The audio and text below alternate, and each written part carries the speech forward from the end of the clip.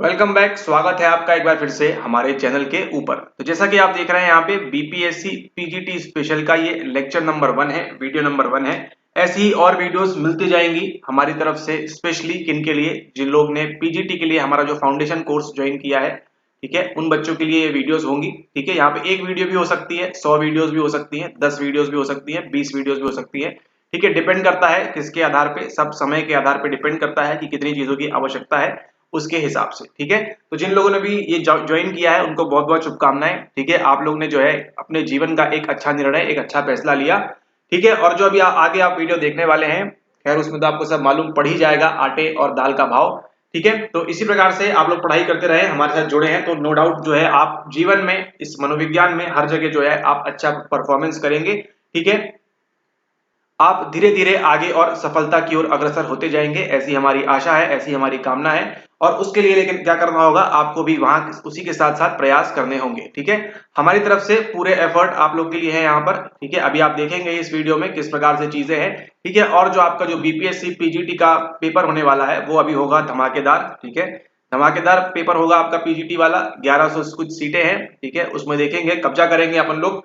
ठीक है, तो यहाँ पर ध्यान दीजिएगा, 1100 सीटें हैं, तो इसके लिए आपको जितना पृथक प्रयास कर सकते हैं उतना प्रयास करना है आपने। जितनी सारी चीजें हो सकती है हमारे द्वारा आपको बताई जाए, उन सबको आपको ध्यान रखना है, उन सबको आपको नोट करते जाना है। ठीक है, और जल्द से जल्द ये पीजीटी की परीक्षा में अपना जो है अपना स्थान ग्रहण करना है, उस एक पोस्ट को जिसके लिए आप फाइट कर रहे हैं, जिसके लिए आप लड़ाई कर रहे हैं, जिसके लिए आप जद्दोजहद कर रहे हैं। ठीक है, उसको पाना है, उसको जो है आपको प्रयास करना है, उस चीज को आपको मुकम्मल करना है। ठीक है, तो देखिए यहाँ पर आपके लिए स्पेशल लेक्चर नंबर 1 वीडियो को यहाँ पर स्टार्ट करते हैं। एंड उसी के साथ आप इन वीडियोस को देखिए, इन वीडियोस को एंजॉय करिए, सीखिए, इनसे लर्निंग लीजिए। ठीक है, और उसी प्रकार से आप अपनी तैयारी भी करते जाइए। ठीक है, शुरू से ही आपको कह रहे हैं सेल्फ स्टडी भी करते रहिए आप, लेकिन इसके अंदर अगर आप ज्वाइन करते हैं फाउंडेशन कोर्स के अंदर, तो देखिए क्या जादू, क्या मैजिक हो सकता है और किस प्रकार से आपका पोटेंशियल जो है वो इंक्रीज हो जाएगा। ऑलरेडी यूजीसी नेट की वीडियो भी डाल के रखी है हमने, जहाँ पे यूजीसी नेट के भी आपको हैं सवाल हम करवा दे रहे हैं, बना दे रहे हैं आपके लिए। ठीक है, तो इसके अंदर भी आपको देखिए किस प्रकार से सवाल बनेंगे आपके बीपीएससी पीजीटी के अंदर। ठीक है, तो चलिए वीडियो को स्टार्ट करते हैं, वीडियो को एंजॉय करिए, सीखिए इसको। एंड अगर आप हमारा फाउंडेशन कोर्स ज्वाइन करना चाहते हैं तो बिल्कुल ज्वाइन कर सकते हैं। ठीक है, जिसकी फीस कितनी है, जिसकी फीस है आपकी ₹2500। ठीक है, अब ये फीस जो है हाइक हो चुकी है, इंक्रीज हो चुकी है। अब आपको पे करना होगा इस फाउंडेशन कोर्स के लिए कितना, आपको यहाँ पर ₹2500 आपको यहाँ पर पे करने होंगे। ठीक है, ₹2500 पे करने होंगे। सारे स्टेप्स सेम वही हैं, फर्स्ट से लेकर 7 स्टेप तक जितने हैं लाइन से, सब चीजें सेम है। आपकी जो कॉस्ट है आपकी इस पीजीटी स्पेशल्स के लिए, ठीक है, वो कितनी है आपकी, यहाँ पर आपकी ₹2500 है। तो आप यहाँ पे ₹2500 पेमेंट करके आप अपना ये फाउंडेशन कोर्स और ये जो वीडियोस आपको मिलने वाली हैं इनको आप ज्वाइन कर सकते हैं। ठीक है, अगर आपका एम है बीपीएससी पीजीटी के लिए, ठीक है, बीपीएससी पीजीटी के लिए अगर आपका एम है तो यहाँ पर देखिए आप इसको ज्वाइन कर सकते हैं। एंड अभी वीडियो को कंटिन्यू करते हैं, फिर आप खुद ही देख लीजिएगा आपने क्या करना है। ठीक है, ओके, चलिए वीडियो को स्टार्ट करते हैं। एंड वीडियो को देखने के बाद नीचे पिंड कमेंट चेक कर लीजिएगा, वहां पे जो स्टेप्स दिए हुए हैं, कोई फोन कॉल मत करिए, कोई मत करिए। टीम द्वारा बताया गया कि आप लोग जो है फोन वगैरह कर रहे हैं, तो फोन वगैरह मत करिए आप। ठीक है, पिंड कमेंट में जो सारे स्टेप्स दिए हैं उनको फॉलो करिए और इस हिसाब से अपनी पढ़ाई भी आगे कंटिन्यू करते जाइए। ऑलराइट, ओके, तो चलिए वीडियो को स्टार्ट करते हैं। 2-3 बार बोल दिया है, अब फाइनली इसको स्टार्ट कर रहे हैं। आप लोग का यहाँ पर वेट इज ओवर। ठीक है, एंड आप सभी को बहुत बहुत शुभकामनाएं।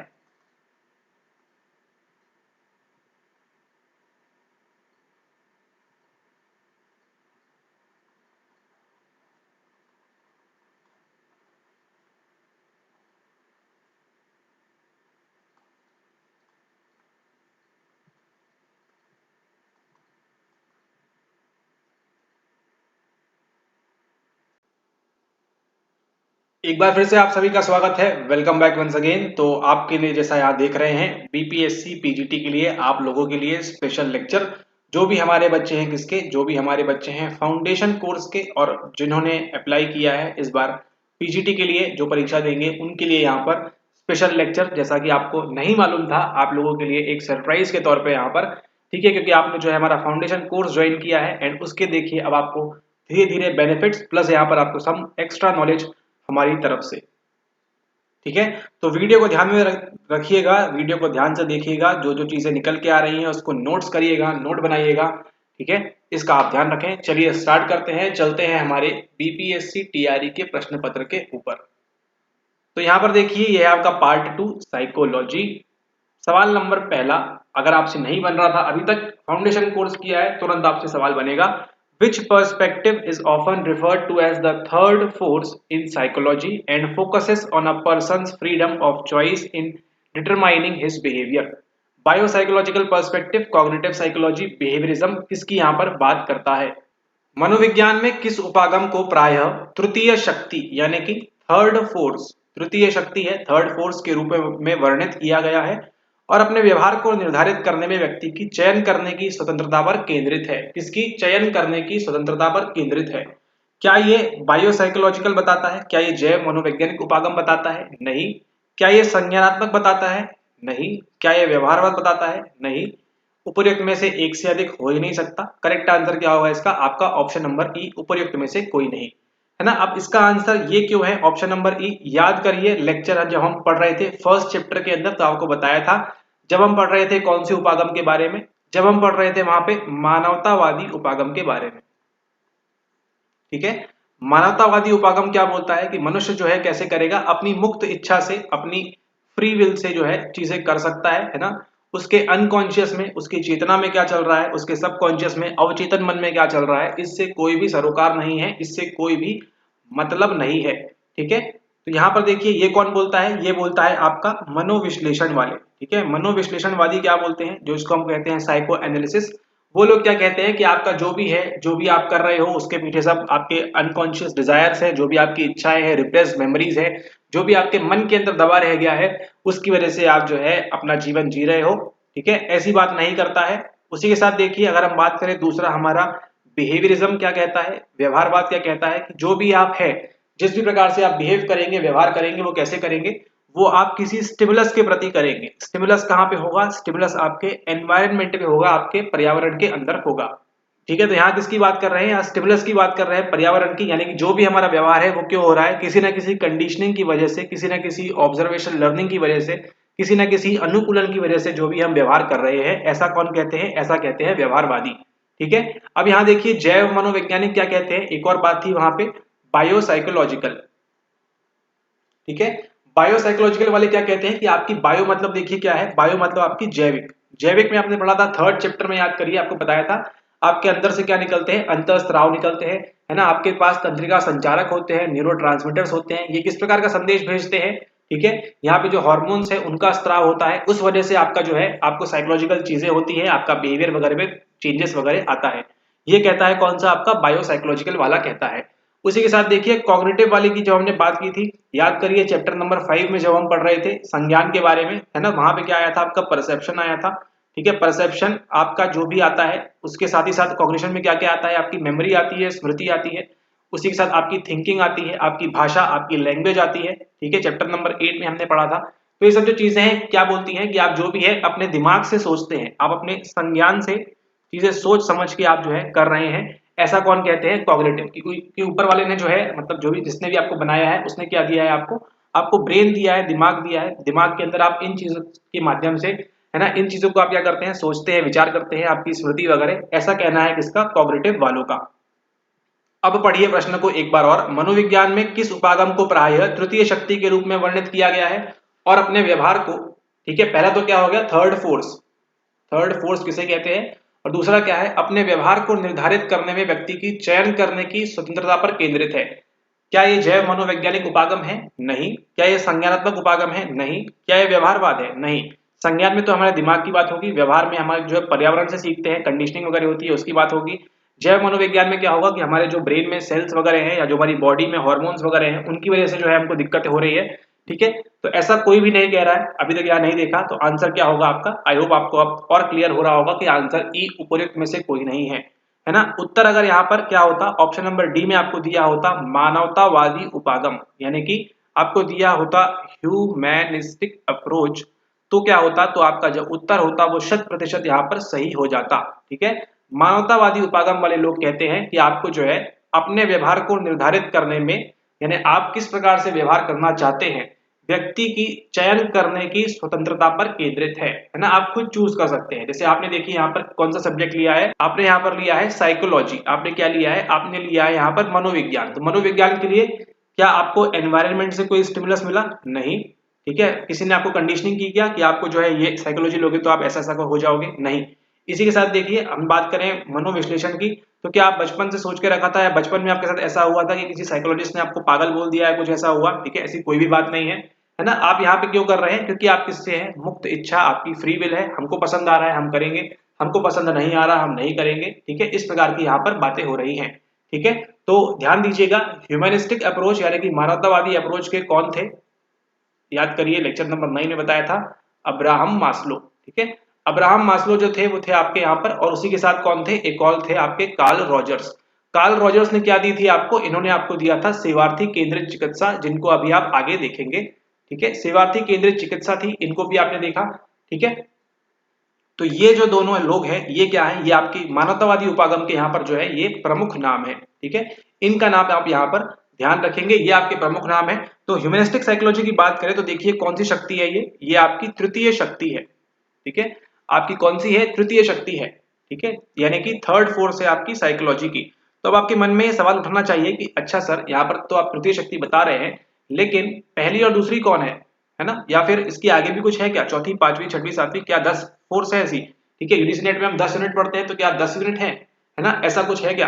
तो नहीं, ऐसा नहीं है। अब हम यहाँ बात करने वाले हैं शक्ति के बारे में, है ना। शक्ति को देखिए, फोर्स को शक्ति कहना उचित नहीं है। ठीक है, फोर्सेस ऑफ साइकोलॉजी कौन कौन सी हैं? सबसे पहले देखिए, एक ऐसी चीज, एक ऐसा जिसने मनोविज्ञान को पूर्ण रूप से बदल के रख दिया, है ना। मनोविज्ञान को क्या किया? एकदम झकझोर के रख दिया। और वो कौन थे? वो थे हमारे सर सिगमंड फ्रॉइड। ठीक है, मनोविज्ञान चल रहा था तब भी, स्ट्रक्चरलिज्म था, संरचनावाद था, फंक्शनलिज्म था, प्रकार्यवाद था, ये सब चल रहा था, ये सब अपना अपना खेल रहे थे। लेकिन किसने एकदम बड़ा चेंज किया, मतलब एक शक्ति की तरह कौन आया? वो आता है 1900 में। कौन? सर 1908 लिख दिया, सॉरी सॉरी सॉरी, यहाँ पे क्या है 1900 है, कभी कोई पेन चल जाता है, 1900 है यहाँ पे, है ना, 1900 में। और 1899 में एक किताब लिखते हैं ये। ठीक है, जिस किताब का, पुस्तक का नाम क्या था? इस पुस्तक का नाम था डी ट्रॉम डॉइटुंग। ठीक है, एक जर्मन पुस्तक थी ये, जर्मन में, ऑस्ट्रिया में पैदा हुए थे, वहां रहते थे सिगमंड फ्रॉइड। और ये क्या लेके आए थे? ये लेके आए थे आपके लिए साइको एनालिसिस, यानी कि मनोविश्लेषण आपके लिए ये लेकर आए थे। ठीक है, तो मनोविश्लेषण उपागम जो आया एक प्रथम शक्ति की तरह आया। तो प्रथम शक्ति कौन सी है आपकी साइकोलॉजी के अंदर? मनोविश्लेषण, यानी कि साइको एनालिसिस। किसके द्वारा? सिगमंड फ्रॉइड के द्वारा। पुस्तक कौन सी लिखी थी इन्होंने? 1899 के लगभग, डी ट्रॉमडाइटुंग। और इसी को आप किस नाम से जानते हैं या नहीं जानते होंगे? इसी को नाम देते हैं हम इंटरप्रिटेशन ऑफ ड्रीम्स, है ना। स्वप्न की व्याख्या, इस प्रकार से इस पुस्तक का नाम है, कि हम स्वप्न को क्या करते हैं क्या नहीं करते हैं। आपने ध्यान होगा साइको एनालिसिस में डिस्कस करेंगे जब इसको आगे, तब हम इसकी बात करेंगे। ठीक है, ये तो हो गई पहली शक्ति आपकी। अब देखिए, आपको लेक्चर में बताया था साइको एनालिसिस अपना खेल रहे थे। ठीक है, फिर कौन आती है मुख्य शक्ति के रूप में? मुख्य शक्ति के रूप में कौन आता है? फिर वहां से आते हैं आपके जॉन वॉटसन, है ना। जॉन वॉटसन क्या लेके आए थे आपके लिए? वहां से आपके लिए लेके आए थे वो व्यवहारवाद, है ना। व्यवहारवाद आपके लिए लेके आते हैं आपके। ठीक है, इसने भी क्या किया? एकदम साइकोलॉजी को पूरा चेंज कर दिया, सब कुछ कंडीशनिंग वगैरह होने लगी, ऑब्जर्वेशन लर्निंग वगैरह की बातें होने लगी। ठीक है, उसके बाद नंबर 3 पे कौन आता है? 1949, 48, 50 के आसपास, जब हम आजाद हो गए थे, तब क्या आता है आपका? तब आती है आपकी ह्यूमनिस्टिक अप्रोच, यहाँ पे आता है आपका मानवतावादी उपागम। ठीक है, इसके आगे भी और एक दो नायक हैं, उनकी बात करेंगे हम आगे आने वाले स्पेशल लेक्चर्स के अंदर। ठीक है, अभी के लिए इतना काफी है। पहले कौन आया था? पहले आया था आपका साइको एनालिसिस, यानी कि मनोविश्लेषण। फिर आया था आपका बिहेवियरिज्म, यानी कि व्यवहारवाद। और उसके बाद कौन आई? आपकी मानवतावादी अप्रोच यहाँ पर आई। आई होप अभी आपको ये काफी ज्यादा क्लियर है। चलिए आ जाइए अगले सवाल के ऊपर। एक्सपेरिमेंटल रिसर्च, प्रायोगिक अध्ययन and quasi experimental research can be distinguished on the basis of, किसके आधार पे? A B C D E. नहीं पूछ रहा है बिल्कुल भी। यहाँ पर देखिए, प्रयोगात्मक अनुसंधान एवं अर्ध प्रयोगात्मक अनुसंधान में अंतर किस आधार पर किया जा सकता है? ए बी सी डी ई उत्तर देने का प्रयास करें, अगर बन रहा है तो। नहीं बन रहा है तो थोड़ी सी गलती कर रहे हैं आप। जाइए सेकेंड चैप्टर के अंदर, जहां पर बात आई थी, हमने डिस्कस किया था यहाँ पर कि एक्सपेरिमेंटल में एंड क्वासी एक्सपेरिमेंटल में क्या फर्क है। सीधा सीधा प्रश्न जो है आपको वहां से उठाकर पूछा है, इसको आप ध्यान दें। ठीक है, एक होता है क्या आपका, एक होता है आपका एक्सपेरिमेंटल डिजाइन और दूसरा क्या होता है आपका, दूसरा होता है क्वासाई एक्सपेरिमेंटल डिजाइन। इसमें जो चीजें हैं आपके हाथ में नहीं होती, कौन सी चीजें है ना, कि अंतर किस आधार पर करेंगे हम, स्वतंत्र चरों में जोड़ तोड़ के आधार पर, है ना, यानी कि मैनिपुलेट करेंगे वेरिएबल्स को। दूसरा क्या है, प्रायोगिक स्थिति में प्रयोज्यों का यादृच्छिक आवंटन के आधार पर, ठीक है, कारण कार्य संबंधों का अध्ययन के आधार पर। ये तो हो ही नहीं सकता सी वाला तो, ठीक है। राइट आंसर क्या है यहाँ पे आपका ऑप्शन नंबर बी। वहां पे बताया था आपको कि क्या कर सकते हैं एक्सपेरिमेंट के अंदर, क्या करते हैं हम, आपको देखिए रैंडम असाइनमेंट इनका हम कर सकते हैं। सवाल देखिए क्या बोल रहा है, random assignment of subjects to experimental condition, ठीक है। अगर हम बात करें तो देखिए आपके पास थोड़ा सा ये बहुत ही एडवांस टॉपिक आपको बता रहे हैं, यहाँ पर ध्यान दीजिएगा। आपके पास तीन प्रकार के डिजाइन होते हैं, एक होता है आपका प्री एक्सपेरिमेंटल, पूर्व प्रयोगात्मक, दूसरा होता है आपका ट्रू एक्सपेरिमेंटल, है ना, दूसरा कौन सा होता है प्रयोगात्मक, जिसको हम क्या बोलते हैं ट्रू एक्सपेरिमेंटल, और तीसरा होता है आपका कौन सा, तीसरा होता है आपका क्वासाई एक्सपेरिमेंटल। एक और होता है लेकिन उसकी अभी यहाँ पर आवश्यकता नहीं है, ठीक है। तीन प्रकार के होते हैं यहाँ पे। तो प्री में देखिए, प्री में कुछ नहीं करेंगे, आपको क्या पूछा है ट्रू एक्सपेरिमेंटल के मध्य में और क्वासाई एक्सपेरिमेंटल के मध्य में। इसके अंदर क्या होते हैं, इसके अंदर हम अलग अलग अभिकल्प बनाते हैं, अलग अलग डिजाइन भी हम बना सकते हैं इसके अंतर्गत, ठीक है, अलग अलग अभिकल्प भी बनाया जाता है इसके अंतर्गत, इसको आप ध्यान रखें। तो यहाँ देखिए ट्रू एक्सपेरिमेंटल के अंदर क्या कर सकते हैं हम, यहाँ पर हमारे हाथ में क्या होता है रेंडमाइजेशन होता है, यहाँ पे हमारे हाथ में हम यादृच्छिक रूप से जो सब्जेक्ट है उनको हम बांट सकते हैं। मान के चलिए हमने बनाया ए ग्रुप और दूसरा बनाया हमने बी ग्रुप, ठीक है।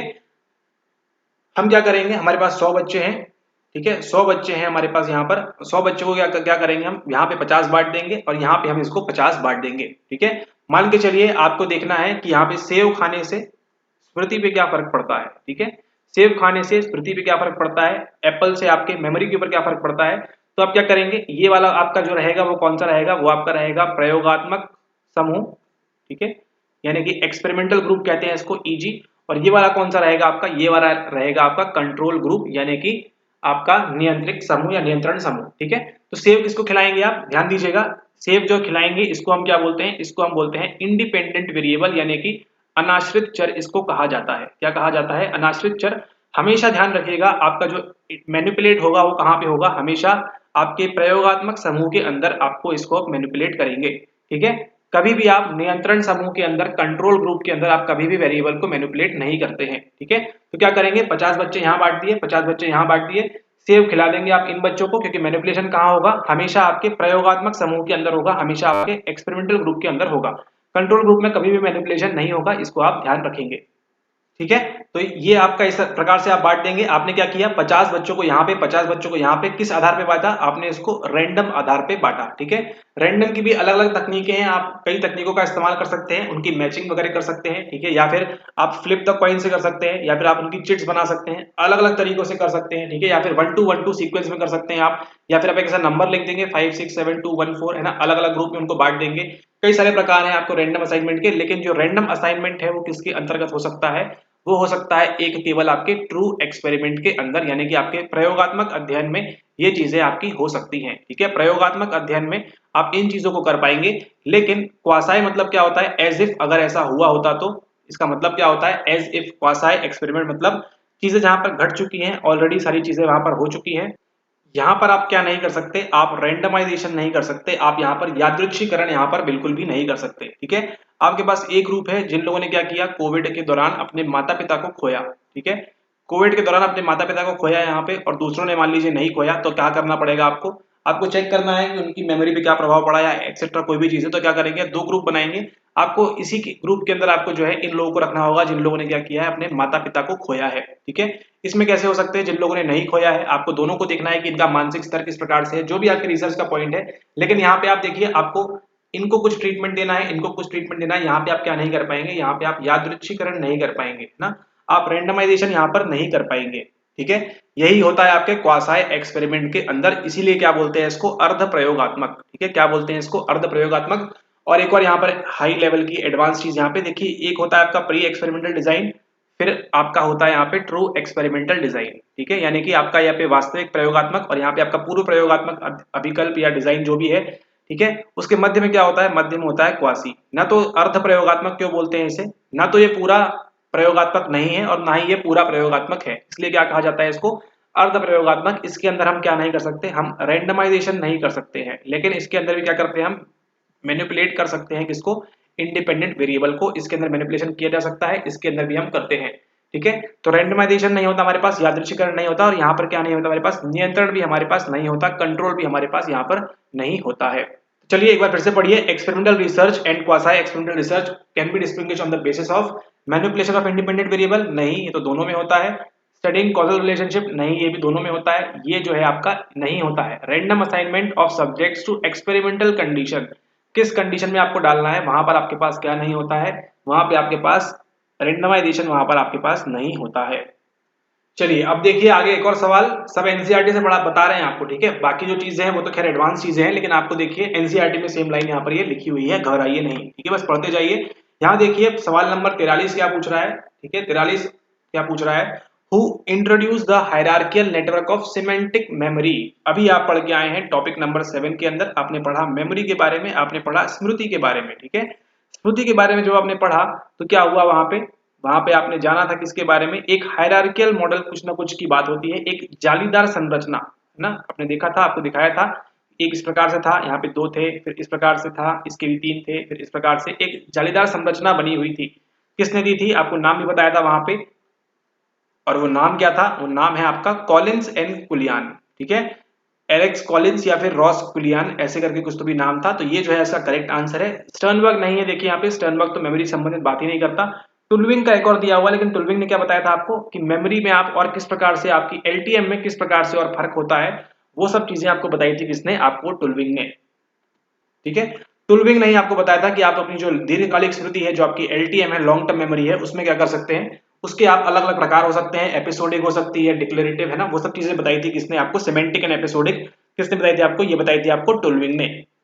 अब यहां पर देखिए सवाल number, a psychologist develops a new test of numerical ability, he correlates this test scores of the students with the marks obtained by them in mathematics in their examination held recently, the correlation is quite high, this indicates, क्या बताता है ये आपको, ए B C D, क्या देंगे इसका उत्तर, डर लग रहा है देख के। यहां देखिए, एक मनोवैज्ञानिक संख्यात्मक योग्यता का एक नया परीक्षण विकसित करता है, वह छात्रों के इस परीक्षण के प्राप्तांकों का सहसंबंध हाल ही में संपन्न उनकी गणित की परीक्षा में प्राप्त अंकों के साथ निकालता है। यह सहसंबंध पर्याप्त उच्च है, यह इंगित करता है, क्या इंगित करता है ये, परीक्षण की उच्च आंतरिक संगति, परीक्षण का उच्च पूर्वकथन वैधता, परीक्षण की उच्च परीक्षण पुनः परीक्षण विश्वसनीयता, उपयुक्त में से एक से अधिक, उपयुक्त में से कोई नहीं। याद करिए जब आपको पढ़ा रहे थे हम सेकेंड चैप्टर के अंदर, वहां पे हमने बात की थी किसके बारे में, हमने बात की आपके सहसंबंध के बारे में। वहां बताया था आपको पॉजिटिव होता है, वहां बताया था आपको नेगेटिव होता है, ठीक है, उसकी वैल्यू कहां से होती है, -1.00 से लेके +1.00 तक, ठीक है। इस प्रकार से आपने देखा था वहां पे चीजें होती हैं। और अभी रिसेंट में एक लेक्चर डाला था हमने रिसर्च मेथड्स का, उसको भी आपने अगर देखा हो तो वहां भी आपकी क्लैरिटी और हो गई होगी, ठीक है। उसको अगर आपने नहीं देखा तो उसको जाकर आप देख लेंगे, है ना। यहाँ पे क्या बात कर रहे हैं, यहाँ सहसंबंध की बात कर रहे हैं, है ना। जब हमने आपको सहसंबंध पढ़ाया तो क्या हमने इसकी बात की, इसकी बात की, इसकी बात की, हमने यहाँ पर तीनों की ही बात नहीं की, क्योंकि ये किसका पार्ट है, ये पार्ट है आपके टेस्ट का, ठीक है, ये पार्ट किसका है, ये आपके टेस्ट का कोरिलेशन का पार्ट आपका ये नहीं है, ठीक है। यहाँ पे क्या बोल रहा है, एक मनोवैज्ञानिक संख्यात्मक योग्यता का एक नया परीक्षण विकसित करता है। मान के चलिए आप यहाँ पे मनोवैज्ञानिक हैं, आपने क्या किया, एक नया परीक्षण यानी कि एक नया टेस्ट का आपने निर्माण किया, ठीक है, एक नया टेस्ट का आपने निर्माण किया, एक परीक्षण विकसित कर लिया, उसका नाम क्या था, न्यूमेरिकल एबिलिटी यानी कि संख्यात्मक योग्यता, ठीक है। वह छात्रों के इस परीक्षण के प्राप्तांकों का, यानी कि इस टेस्ट के अंदर जो स्कोर आया है, इस टेस्ट के अंदर जो नंबर्स आए हैं का सहसंबंध का कोरिलेशन हाल ही में संपन्न उनकी गणित की परीक्षा में, मतलब ये कोई स्कूल में होंगे, यहाँ पे उन्होंने क्या किया होगा, एक गणित की परीक्षा दी, ठीक है, यहाँ पे गणित की दी, और आपने भी क्या किया है, न्यूमेरिकल एबिलिटी संख्यात्मक योग्यता का ही आपने परीक्षण विकसित किया है, ठीक है, के साथ निकालता है, मतलब इसके अंदर जो स्कोर है, इसके अंदर जो स्कोर है वो कैसा आया है, वो हाई आया है। यह सहसंबंध पर्याप्त उच्च है, उच्च मतलब 0.89, 0.9 या 0.76, इस प्रकार से माइनस प्लस जो भी होगा उसका, ठीक है, उच्च निकाल रहा है वो, यह इंगित करता है, यह क्या इंगित करता है, यहाँ पे कुछ भी इंगित नहीं करता है, ठीक है। करेक्ट आंसर क्या होगा आपका, ऑप्शन नंबर ई, उपर्युक्त में से कोई भी नहीं, ठीक है। High internal consistency of the test, ये तो हम निकाल ही नहीं सकते, ये तो हमको एक परीक्षण से ही करना होता है। High predictability of the test, ये भी नहीं कर सकते। हाई टेस्ट रीटेस्ट रिलायबिलिटी नहीं, ये तो हम 2 बार हमको क्या करना होता है, इसको एडमिनिस्टर करना होता है, 2 बार हमको देना होता है सब्जेक्ट्स को हमारे, ठीक है। तो ये भी नहीं हो सकता, तो ए भी नहीं है, बी भी नहीं है, सी भी नहीं है। कोरिलेशन में क्या होता है, हमको सहसंबंध मालूम पड़ता है कि ए के बढ़ने से बी भी बढ़ रहा है या नहीं बढ़ रहा है, ठीक है, ए के बढ़ने से बी भी घटता है या नहीं घटना, ठीक है। यहाँ पे बात करता है आपके कोरिलेशन के संबंध में, ठीक है। चलिए अब देखिए यहाँ पे सवाल, according to Noam Chomsky what is a language acquisition device, बताया था आपको लेक्चर के अंदर। सही आंसर क्या है, सही आंसर है आपका ऑप्शन नंबर बी। यहाँ पर ध्यान दीजिए, यहाँ पे नोम चॉम्स्की के अनुसार भाषा अधिग्रहण यंत्र क्या है। नोम चॉम्स्की के अनुसार भाषा अधिग्रहण यंत्र क्या है, यानी कि किसकी बात करते हैं हम, लैड की बात करते हैं। जब पढ़ा रहे थे आपको बताया था कि यहाँ आपको ध्यान देना है, ध्यान देना है, सवाल आ रहा है इसलिए। क्यों, ये क्या है, एक किस प्रकार की अप्रोच है, ये आपकी नेटिविस्ट अप्रोच है, ठीक है, अनुवंशिक पे ध्यान देते हैं। और वो क्या बोलते हैं, मस्तिष्क का एक जैविक तत्व है जो हमें भाषा सीखने देता है, ठीक है। मस्तिष्क का क्या है, एक जैविक तत्व है जो हमको क्या करता है, हमको भाषा सीखने के लिए देता है, ठीक है। एक वातावरण जन्य इकाई है जो व्यक्तियों को विदेशी भाषा सीखने देती है, नहीं, एनवायरमेंट में कुछ नहीं होता है, उन्होंने क्या बोला, हमारे अंदर है, हमारे ब्रेन के अंदर है ना। एक अधिगम विधि है जिसका बहुत से लोग शिशुओं एवं छोटे बच्चों की भाषा को समझने के लिए उपयोग करते हैं, नहीं, ये भी कोई विधि नहीं है। करेक्ट आंसर क्या है इसमें आपका ऑप्शन नंबर बी। बताया था आपको कि यहाँ पे ध्यान देना है, ठीक है, आपको हमने बात की थी लैंग्वेज एक्विजिशन डिवाइस के बारे में, ठीक है। सो थैंक्स फॉर वॉचिंग, इस शॉर्ट वीडियो के लिए यहीं पे इतना ही आपके लिए, ठीक है। आई होप आपको ये वीडियो पसंद आया होगा, थोड़ा सा और यहाँ पे आप लोग के लिए फायदा। तो आप देख रहे हैं किस प्रकार से आपको सवाल पूछा जा रहा है, सवालों का उत्तर कहाँ है, सवालों का उत्तर आपके सामने है, उसको बस जो है आपको सही मार्ग से ढूंढने की आवश्यकता है। बनेगा आपसे, आपके सामने ही देखा अभी हमने 4 सवाल सीधे सीधे कहाँ से कर सक रहे हैं, आप अपने इस फाउंडेशन कोर्स की मदद से इसको आप कर पा रहे हैं, ठीक है। और उसी के साथ साथ आपको प्लस एडवांटेज यहाँ पे जो नॉलेज मिला है अभी वो तो है ही है, खैर, ठीक है। तो आप इसको लेते जाइए और आप यहाँ पे सारी जो चीजें हैं उनको भी आपने आई होप नोट कर दिया होगा। मिलते हैं आपसे अगले लेक्चर में, स्टार्ट करेंगे हम अगले टॉपिक के साथ। तब तक के लिए धन्यवाद।